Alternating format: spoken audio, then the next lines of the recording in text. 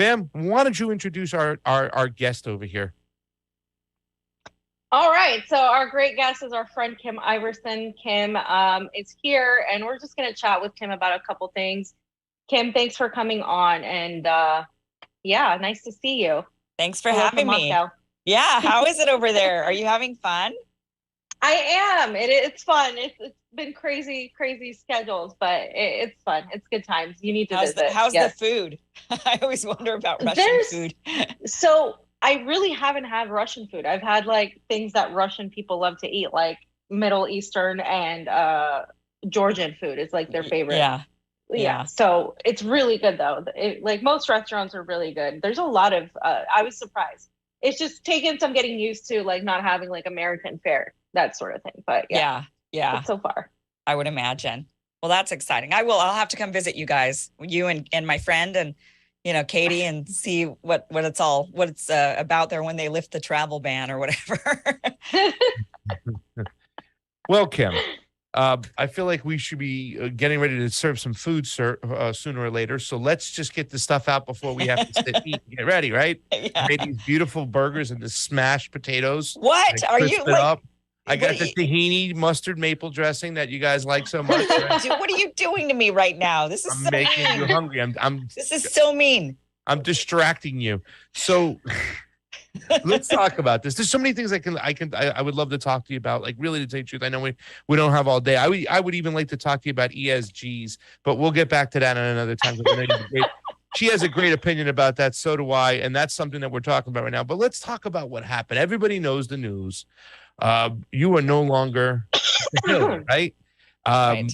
And as some of us would kind of like, strongly state that you were the crux. So you were really the meat and potatoes of the Hill ever since Sagar and what's his name? Crystal and Sagar left. Thank you, fam. Crystal and Sagar left. They'd been trying to find a good way to make this show go. Everybody knows that you've been like the people you've been the person to bring. You're the talent that's bring on all the people there. But now you're no longer there. And you were vocal at one point of saying how the Hill doesn't suppress you or censor you. But let's talk about what transpired in the days coming up to the interview with Dr. Fauci. Tell us how you found out and then what happened and how it all unfolded. Well, I found out that Sunday night before the interview was supposed to happen on Monday. So I just found out the night before that Fauci was on the lineup for the show. And I'm not sure if I was supposed to find out. It was like in the Slack chat where one of them said, "Oh, is Fauci confirmed?" And somebody said, and then I saw that chat and I said, "Fauci, like Fauci's going to be on the show." Oh, I got some great questions for him. And I assumed I was in the interview. And then I got a phone call from the producers, the two executive producers that run the show, the showrunners, and they just said, "Hey, when we approached Fauci's team for the interview, Fauci's team asked who was going to be the hosts, and we told them Batya and Robbie. And so they asked again, and we just told them again, Batya and Robbie. And so basically they said that they had asked like 3 or 4 times, and every time the producers had just gone back with Batya and Robbie. So I said to them, well, that's not going to work. I mean, you have to have me in that interview because, for one, like the interview was, the interview was scheduled. So I wasn't on the show all day. I only did like 3 segments out of the 8 every day. And that's because I'm on the West Coast and they're on the East Coast. And there's other reasons for that, but that's, the basic reason, we'll say. Mm-hmm. So, the reality was actually, and I can now kind of talk about this, and I wasn't talking about it while I was there, but the reality of it is I found out I was getting paid less than my co-hosts. And when I confronted them about being paid less, they, rather than bump my pay to be equal to that of, let's say, Ryan Grimm, they instead cut my hours. That was how they did it. And then they said, well, but look at the bright side, you're in LA, so you don't have to wake up at 3, 4 in the morning anymore. And so that's how it was justified. It was never really justifiable though in the end, because as we saw, my numbers dwarfed my co-hosts. Right. So, but I was paid less than everybody else. Like, that's just the reality of it. So anyway, I found out about this interview. They were doing it. It turned out it was during the time I was supposed to be there. So they would have had me there recording my segments and then have to ask me to leave. And so I told them, look, the audience is not going to be okay with this. I'm not going to be okay with this. I've been telling the audience that there's no censorship, there's no suppression, and that's what this is going to be if I'm not in that interview. And they understood. I said, look, you're going to have a mass exodus. The audience is just no longer going to trust you. And if they don't have trust, like, you're no different than CNN at that point. So they seemed to agree and understand that Sunday night. But then Monday morning, I was getting ready to get on the show and do my radar and do another segment or two. And then what I thought, interview Fauci. And they called me and they just said, you know, hey, we've decided that we're not going to go back to Fauci's team and tell them that you're going to be in the interview. We're just going to move ahead with the way we had it set up without you, basically. And, you know, that's what we've decided to do. You know, that's the decision we've made. And that was 2 hours before the interview. And then during that 2-hour window, I basically just said, I messaged all of them. I messaged the hosts. I messaged the producers. I messaged management. And I was like, if you guys go forward with this, this is going to be an enormous mistake. The audience won't trust you. I will not be able to go back to the audience and say with a straight face that I'm not censored here, that I'm not suppressed when this is an active. Clearly, I understand. You guys don't want to go to Fauci and say Kim Iversen's doing the interview because you know that he'll probably back out of the interview.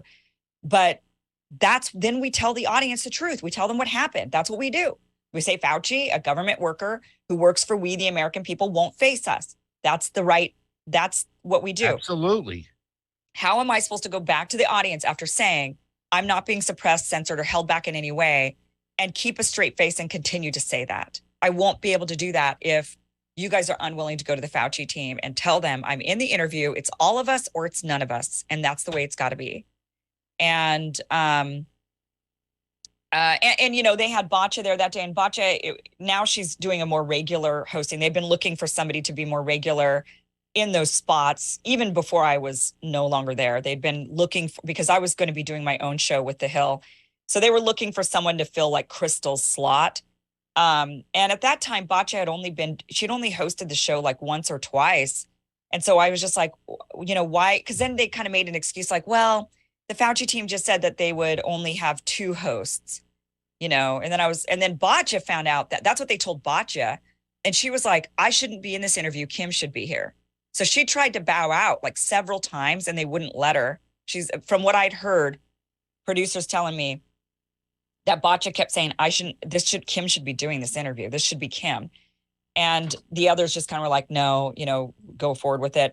Because they told her that, oh no, it's a 2-person issue. He'll only face 2 hosts, not 3. But we know that's not that wasn't really the truth. The truth was they didn't want to tell him my name in particular because they were afraid he would back out of the interview and they wouldn't get the interview with Fauci. And they ultimately prioritized the interview with Fauci rather than what I felt was the audience's trust, and the audience, me and my reputation of telling the audience this whole time that I'm not censored, held back, or limited in any way. And that would just no longer be true. So I didn't have a choice. I felt at that point, once they decided to go, they ignored the messages for 2 hours. I don't know if they just didn't believe me, if they didn't think I would really like go. I spoke to, you know, other people that were in a similar situation with their own company, with their own, you know, like situation similar. And, you know, they mentioned the same thing, that they weren't sure if the company just didn't believe that they were really going to go. If they just thought, no, we're just going to call your bluff kind of a thing. But, you know, I spent 2 hours trying to tell them, guys, don't do this. Don't do this. Like, this will cause reputational ruin for you and me. And that would be a problem. Like, I won't be able to stay without reputational ruin. And you won't be able to go forward without them no longer trusting you. And that is what I've been trying to tell the audience for a year, that this was a safe, you know, that wasn't going on here, that censorship and suppression wasn't happening here. So they ultimately made their choice. They chose that they would rather have the Fauci interview. They understood later that was a giant mistake. I will say that once I did leave, because I had no choice, they definitely tried to get me to stay. But at that point, there was just no way I could go back on the show the next day or even a week later after having been treated like that. And, you know, bringing all these views, literally millions of views, literally millions of views, bringing that in, and then to have them not have me on the biggest interview for the topic that I brought in millions of viewers on, for that specific topic, for them not to have me on and for me to come back would just look like I rolled over and I sold out. And that would be, so I had to leave. I mean, I didn't have a choice. And it was not the best timing in life. You know, my husband and I, we were in escrow on a house, like, and the contract, by the way, like, it wasn't an easy, you know, yes, I was the lowest paid, but I was about not to be. Like, we were literally finished. We had finished negotiating a contract that would have corrected all of that, that would have actually righted the wrong of that and paid me quite a bit. So we were about to sign that, like, that was already negotiated out and done. And it would have probably been signed the very next day. Like, it wasn't the most, you know, it wasn't the best time for all of this to happen, but that's what happened. And that's the truth. I just want to say, first of all, I respect, just from a journalistic perspective, I respect the fact that you did that, because a lot of people wouldn't have done that. People need money, and especially in this situation where nobody had to know necessarily everything. You really put it out there to people, and I think that's something that is very respectful, and I think that goes along a lot further than just, you know, sitting back and allowing this to happen. Now, I do have to ask, because a lot of people have this point of view of mainstream media, right? The Hill did start out by challenging certain perspectives, even subtly, before you got there. But with you were the one that was pushing back against the narrative in Russia, Ukraine, and against the COVID narrative in general. And that everybody was surprised that they even allowed you to go that far, because it's mainstream media. And at the end of the day, a lot of mainstream media eventually always succumbs to the establishment. What do you have to say to people that say, well, yes, eventually this was going to happen because they're mainstream media and they do have to sort of adhere more to people like Fauci and people like that over whatever the truth may be? And how do you tell people, how do you deal with that in general, even if you're trying to bring these views to the mainstream that aren't so mainstream? I mean, unfortunately, I think they're right. So I do think that, you know, wow, you know, yeah, that's just what happens. I mean, with the Hill, so I got there at a time of major transition with the company. So when I was hired there, the previous owner who hired Crystal and Sagar was there, and he like pretty much ran the place and owned the place exclusively. It was a corporation on paper, but you know, the Kim Iversen show is a corporation on paper too, right? But I'm the person that runs it, so it's not like any. So anyway, it was like that. Like, this one person kind of owned it, and he ran it, and he made all of the decisions. And he was really clear to me that, you know, he understood the show to be anti-establishment. He'd even say, he's like, I'm establishment. I'm in the establishment, I guess, but I understand that this show and what people want is anti-establishment, and they want to hear these things. And I mean, you know, I said a lot of things that I thought would upset the owner of the Hill at the time.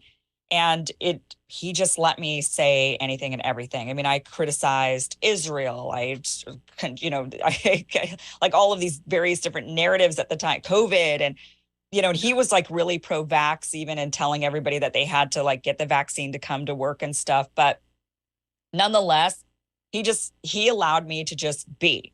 And he would call me and we would talk, and he'd say, I don't agree with you, but he's like, I think you're crazy on that thing, XYZ, whatever it is. But he was just like, but, you know, you've got a different perspective, and that's the point. Yeah. So he understood it, but that's because it was his creation. But then he sold the company shortly after I got there. So I started last July, and then he sold it like in September.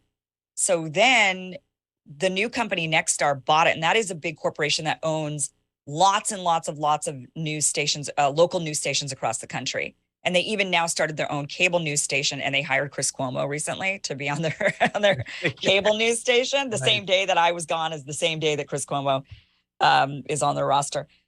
But they bought it. And they're a much bigger company than what the previous ownership was for the Hill. But it took them forever to like get management going, to figure out the Hill. Like this was kind of a new thing for the company.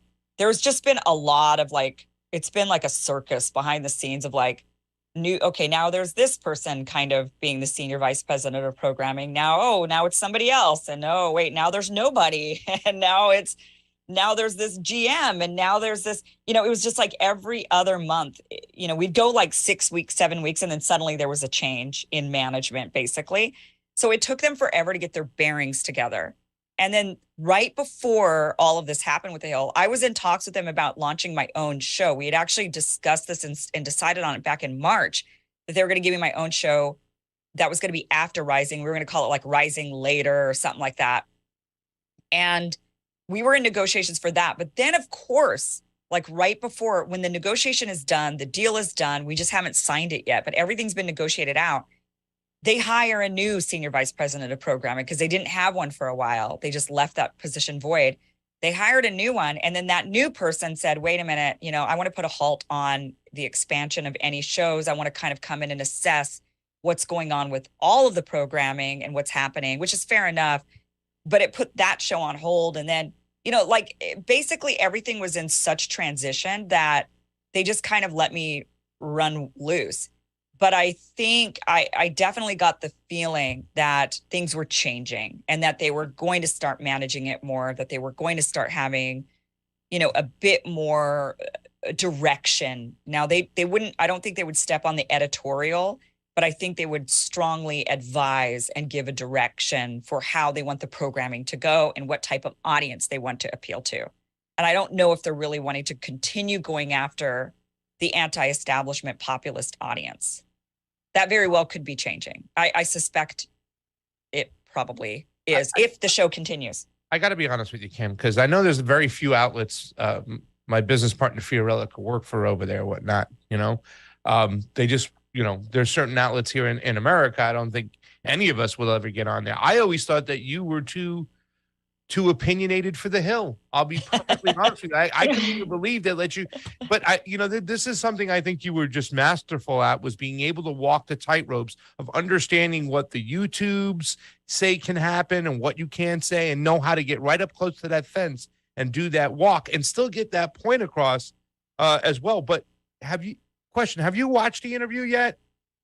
Yes, I watched it when it was airing. Yeah. Is there a part, because there was one part where I was like, oh no, Kim would have pushed back right there. And that's when Fauci says, I never pushed for lockdowns or anything like that. Right. Right. And then it was like, I saw somebody already make a little video with him showing I told the president to lock everything down. Is there any point to that interview where you said, oh man, I wish I was there because I would have pushed back right there? I only watched the interview once, and I wasn't in the frame of mind to be thinking that way. It was like literally when this whole thing was going down, and I was just like, I just wanted to see if they at least asked the questions that I would have asked, or I just wanted to see how it went, and what value the Hill felt that it wasn't even the Hill, it was the executive producers of Rising, what value they thought they were going to get out of that was going to be like this bombshell that was worth sacrificing the trust of the audience. Yeah. Well, what would you have asked them that you could have asked them as an employee of the Hill? What did you have when you saw that? Oh, maybe Fauci's coming on. What did you get ready to ask him that you were going to ask him? I'm dying to know. Yeah. I mean, obviously, like during an interview, I would have loved to push back on a lot of the nonsense, of course, but I really would want to ask him things like, what is his definition of a vaccine, right? Wow. Because what is this? Like 5 doses later, really wanting to hone in on that, because I feel like that was the most consequential issue, is that they're pushing these so-called vaccines that clearly are not meeting the definition of what we all believed vaccines to be. I believed if I got the smallpox vaccine or the polio vaccine, that meant I wasn't going to get those diseases. I understand there's like a very small chance that maybe there is that very, very, very rare breakthrough But for the most part, we all know, what we have an understanding. Words have meaning. There's an understanding, a definition to it. And that clearly changed. And they're still pushing these. So really pushing him on the mandates, because there are still mandates for college students, for young children, for people that are not Americans wanting to enter this country. You cannot come into America without being vaccinated. I would have really pushed him on that particularly, because it's still consequential for so many people. That's awesome. Yeah, but, he didn't get pushed on that. I know, right? And by the way, Batya and Robbie had their own beefs with Fauci, and they did ask their beef, their questions that were their beefs. Like Robbie's was masks. He's always been like, he hates the masks. And Batya, it was very much about the children and the lockdowns and the effects of kids. And so I didn't really expect them to ask my questions, just like I probably wouldn't have asked theirs. Yeah. Well, before Fam says anything, I just want to go on record right now that if Fauci's team came to me said we can do an interview without for fee, I wouldn't do that. And you know what I'm saying? And I don't know what decisions were going through their mind, but no friggin' way. Go ahead, Fam. Well, and I brought that up too. I said, remember when Crystal interviewed Bernie Sanders on the Crystal and Kyle and Friends show or whatever? And like Bernie only would sit down with Crystal. That wasn't a good thing. The audience loses trust in you when you do something like that, when you cave the demands. And the audience really did. I mean, I saw it on Twitter, happening. People were like, that's it, I'm done, blah, blah, blah. They were right there with you. And I just wanted to really quickly touch on the what does this say about where we're at when it comes to media and censorship? Because what we've been seeing, obviously, with the Ukraine and Russia conflict, Israel-Palestine, with the COVID, with everything that a lot of these narratives that are put out by the establishment are falling apart. They're getting debunked. We're seeing, Amnesty International recently did a whole study that basically showed expose the Ukrainian narrative for what it is, with so many holes and so many lies surrounding a lot of the things that have been put out there. In reference to your time on mainstream media, what does this say in the age of censorship, where a lot of people are getting censored, that even somebody that is bringing in so much attention and so many views to a show like Rising is still censored and is still, in a way, censored, not obviously by the YouTube algorithm necessarily or by any of that, but by specific producers because they're afraid of the backlash? Right. Where does that leave journalism? Where does that leave commentators and analysts and people who are trying to push back against the current narrative? I actually am pretty hopeful. I actually think we're in a pretty good place. I mean, I understand that this happened. I do think that they're hopefully learning from what happened with me, and I'm hoping that they're not going to go down that road again. But again, new management comes around, you just never know what they're going to want to do. And specifically with that show, I'm not certain it's going to last longer than a few more months, because it's just not making, the finances and stuff.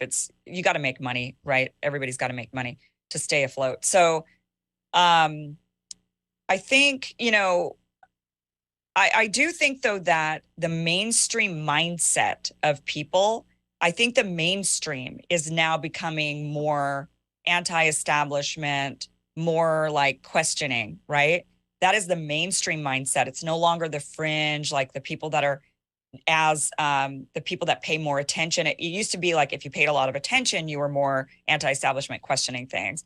But that is slowly now, I think, seeped into the mainstream as people, with COVID, they realized they were all lied to, that, the jab wasn't going to stop the pandemic, or they're seeing Ukraine, Russia, and they're sitting there why are we spending all of our money on this? And we're having record inflation and gas prices going up, and they're telling me I have to suck it up because we're somehow at war, I guess. I don't know. So I think people are waking up, and I think we're seeing more of these voices rise. And so I do think that if media companies are failing, look at CNN and CNN Plus. So I think they're being forced to allow voices that they might not agree with, but they see, the people like them, and they're kind of being forced to shift.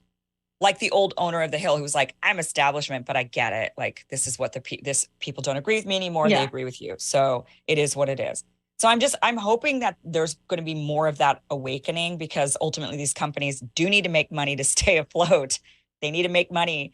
Otherwise, they go by the wayside like CNN Plus. So I'm kind of hopeful that actually we're going to see a shift and that we're seeing. But what does that say? But then if we become the mainstream, right? Like if your views and my views and then we question everything and that becomes a mainstream, then what is then what is the counter opposition to that? So what I'm saying is like, that could also signal co-option of a lot of our ideas. Examples, right.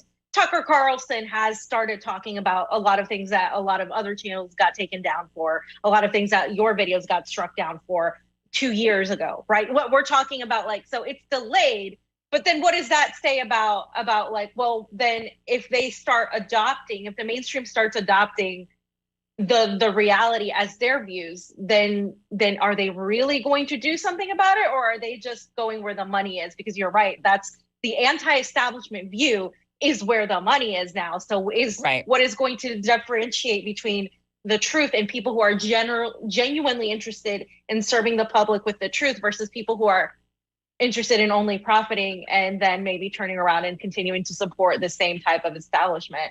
I mean, that's the one thing I'm looking at, and I'm like, yeah, I see where it's going. I do see the veil being lifted, but I'm a little hesitant about that too. Well, I mean, I understand because I've seen the co-opting happen, right? We've seen this with like the Squad, I would say, nice. Like, and then also just the Democratic Party in general now and the things that they talk about, and they're like using these slogans, but then they don't, like, defund the police, right? Like they like, we're like, yeah, okay, and then meanwhile they're like pumping more money into the police state, right? So, right, I think we have to pay attention to that co-opting for sure. But I do think that there is a genuine sentiment of people feeling this way. And I think that media can't ignore it forever. So even if they do start putting those, like, I doubt Fox News likes Tucker Carlson. In fact, I know that they don't like him. But they have to tolerate him because he's their number one show. But I can tell you from what I know from the people that have worked at Fox and that have recently come out of that space, working in that company, say that they all hate him there. But what are they going to do? What are they going to do about it? So I don't know. I mean, I'm hopeful that, you got to make change somehow. And at some point, in order to make change, your ideas have to become mainstream. Exactly. Yeah.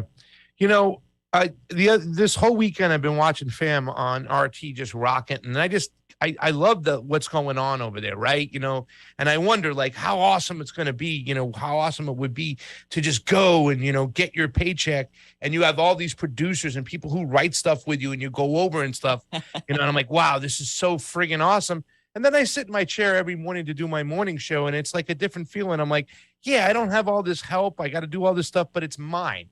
And I love doing it, and I love saying what I want to say and whenever I want to say it, Now, you've done both, Kim. You've done that, and you have your own thing going.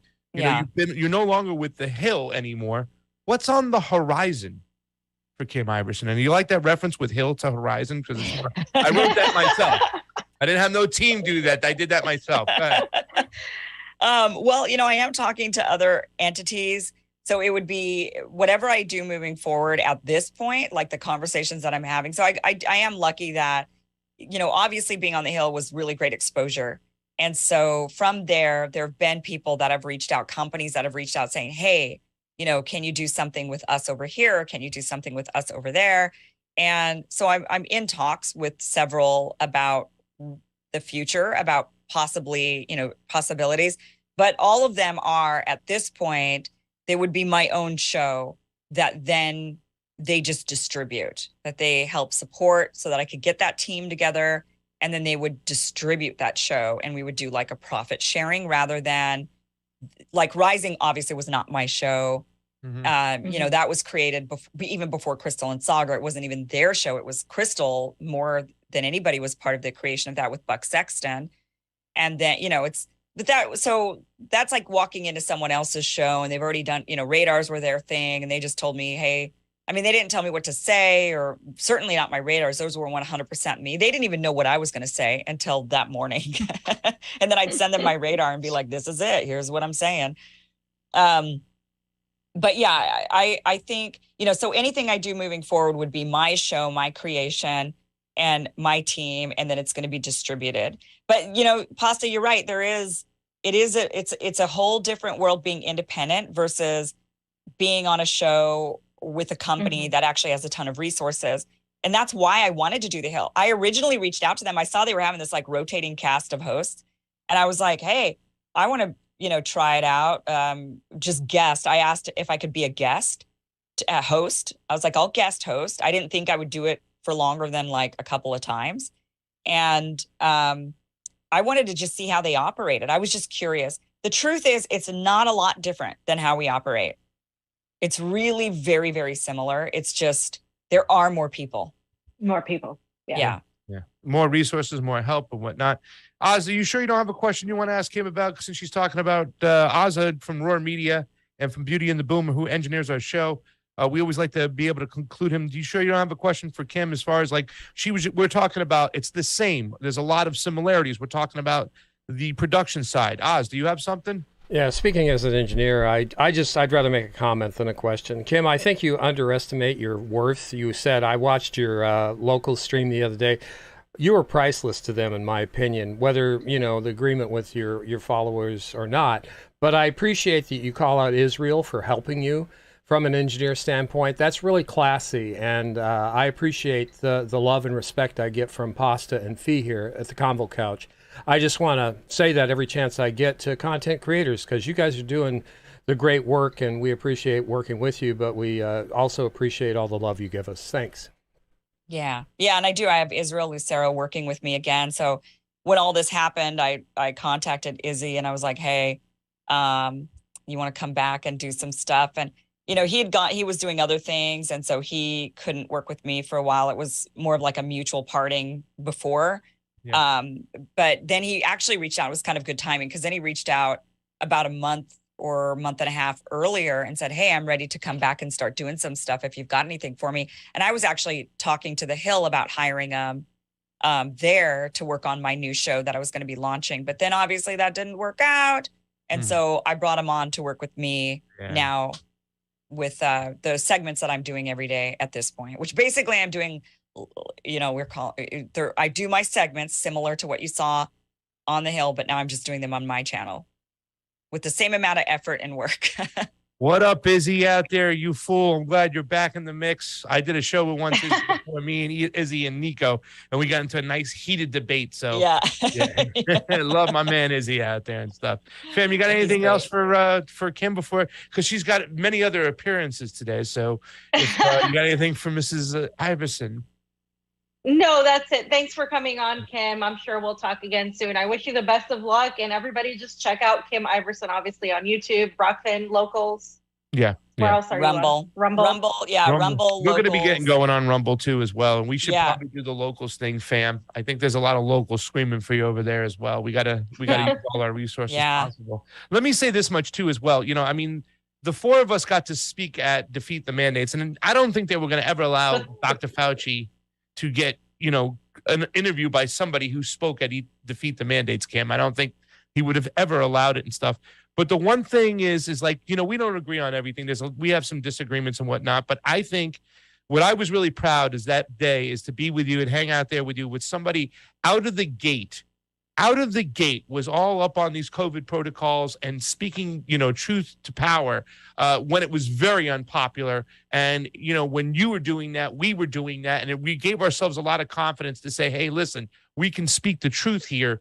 And then eventually a lot of people caught on or have been coming along. So I appreciate that work that you did out of the gate, and your radars were amazing. I watched a lot of them, and I commend you on that work, Kim, not because you're my friend, because it was really important that us leftists, and we all know that because of even your audience has said that I'm more left as you, but I think you're there with me. Here we go again with this battle. Here we go again. We were out of the gate talking about this stuff, Kim, and I commend you for that work. Seriously, amazing job. And The Hill just bit itself right in the ass. They don't know what they've lost until it's gone, and you're gone, and that's great for the rest of the world, because now you can speak clearly and freely as much as you want. Well, we're going to have to take a test on who's more left. Yeah. We're going to go back to this. Again, this you're debate. both libertarians. Just be quiet. You're That's what we're libertarians. Yeah, Fee is definitely more left than us. Okay. Got it. Okay. But Yes. right. Gotcha. We love you, Thank Kim. you, Kim. I love you guys. Appreciate Can't you. wait to see you guys again in person and eat this great food pasta that you're, when are you coming back over to make me some dinner? I'm right here in Vegas, right here. I know. Come back and see me in my new house. I gotta come to you guys. All right. Yeah, into my new house. That I'm. When you got it, let me know when the housewarming party is there. I am. Yeah. There same with you, Fee. Get over here. A little bit tougher I will for let you me know. to get here. Yeah, let's see. Yeah, it's going to be a while before she makes it over here. But I need to go out there and visit her and Katie and stuff and have fun. Yeah. So I want to go to Moscow too. So All right, guys. Thanks for having me on. Pleasure, Kim. All right, bye, Thank Kim. you so much. Bye. Kim Iversen, ladies and gentlemen.